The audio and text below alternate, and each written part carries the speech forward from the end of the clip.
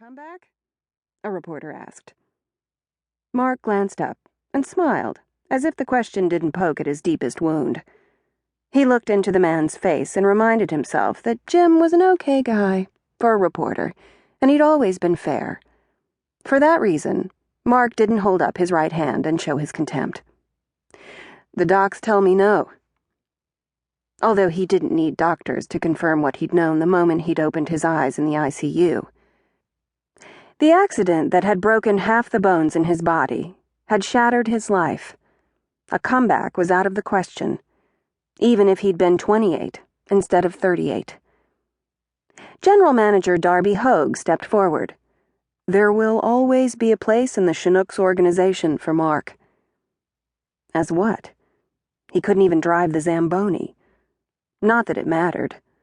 If Mark couldn't play hockey, he didn't want to be anywhere near the ice. The questions turned to last night's game, and he settled back in his chair. He wrapped his good hand around the top of the cane resting against his thigh and brushed the smooth walnut handle with his thumb. On a good day, Mark hated press conferences. This wasn't a good day, but he was here, in the belly of the Key Arena, because he didn't want to look like a poor sport. Like a jerk who couldn't handle seeing his team win the most coveted prize in hockey without him. The owner of the team, Faith Duffy, had called him that morning and asked him to come. It was hard to say no to the woman who still paid the bills. For the next half hour, Mark answered questions and even managed to chuckle at a few lame jokes.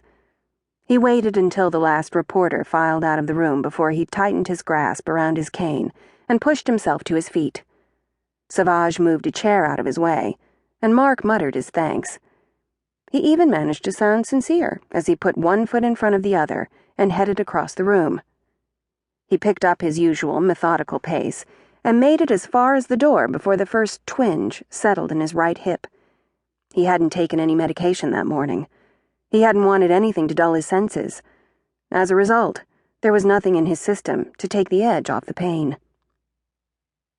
His teammates slapped him on the back and told him that it was great to see him. They might have meant it. He didn't care. He had to get out of there before he stumbled, or worse, fell on his ass. "It's good to see you." Forward Daniel Holstrom caught up with him in the hall.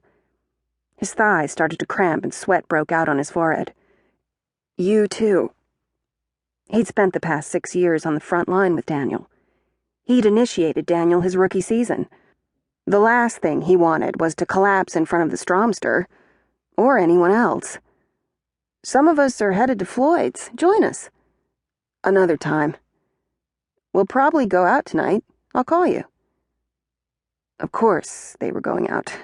They'd won the cup the night before. "I have plans," he lied, "but I'll meet up with you soon." Daniel stopped. "I'm going to hold you to that," he called after Mark. Mark nodded and took a deep breath. God, just let him get to the car before his body gave out. He was beginning to think God was actually listening until a short woman with dark hair caught up with him at the exit. "Mr. Bressler," she began, keeping pace with him. "I'm Beau from the PR department." His senses might be dulled by the pain, but he knew who she was.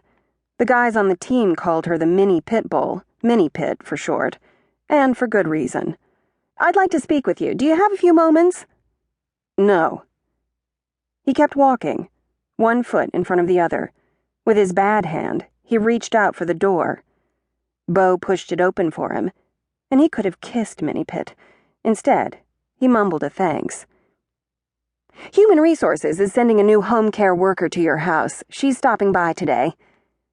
What did a home health care worker have to do with PR? "I think you'll like this one," Beau continued as she followed him outside. A June breeze cooled the sweat on Mark's brow, but the fresh air did nothing to relieve the pounding in his head and the aches in his body. A black Lincoln waited for him at the curb, and his pace slowed. "I personally recommended her." The driver got out and opened the back passenger door. Mark eased himself inside and clenched his jaw against the pane, knotting his leg.